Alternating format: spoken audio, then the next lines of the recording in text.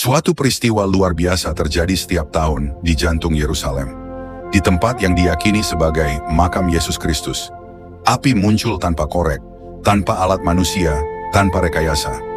Dikenal sebagai api suci, Holy Fire, dan api yang dikatakan berasal langsung dari surga. Fenomena ini mengagetkan banyak orang dan mereka ingin menyaksikan sendiri untuk membuktikan apakah hal ini benar-benar mukjizat atau sekedar trik. Setelah peringatan Jumat Agung dan sebelum Minggu Paskah yang menandai peringatan kebangkitan Yesus Kristus, mukjizat ini terjadi setiap tahun hanya muncul pada malam sebelum Paskah. Menurut tradisi Kristen Ortodoks, Patriark Yerusalem akan memasuki edikula, yakni kapel kecil yang menaungi makam Yesus.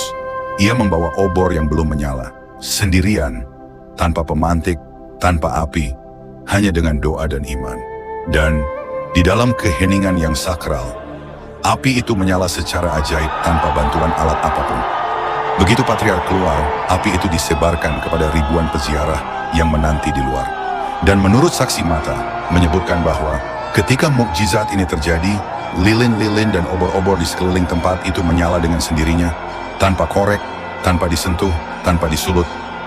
Bagian paling takjub dari mukjizat ini adalah api ini, bahkan dikatakan tidak membakar orang yang menyentuhnya.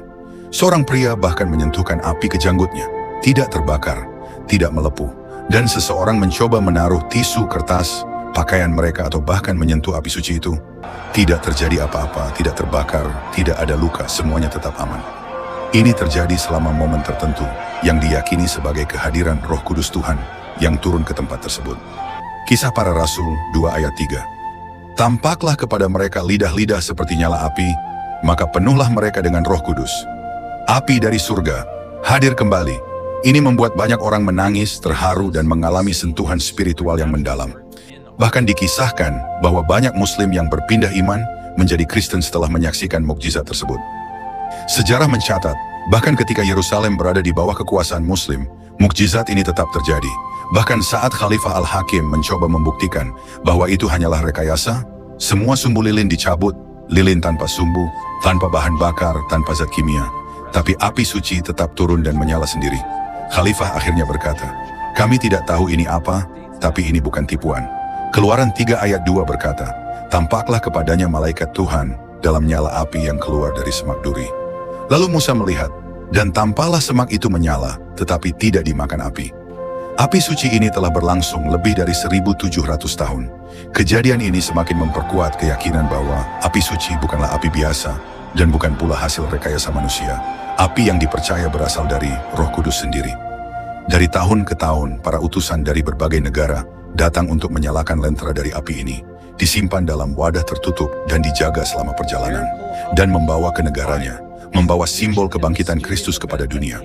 Yohanes 8 ayat 12. Akulah terang dunia, barang siapa mengikut aku, ia tidak akan berjalan dalam kegelapan. Api suci adalah simbol dari terang Kristus yang bangkit. Api suci bukan sekadar nyala, tapi cahaya yang menggetarkan hati. Sebuah sentuhan dari surga yang tak bisa dijelaskan sains, menjadi tanda pengingat bahwa kuasa Tuhan masih bekerja. Katakan amin dan bagikan feti ini kepada dunia, bahwa kebangkitan Kristus bukan dongeng, melainkan nyata dan hidup hingga hari ini.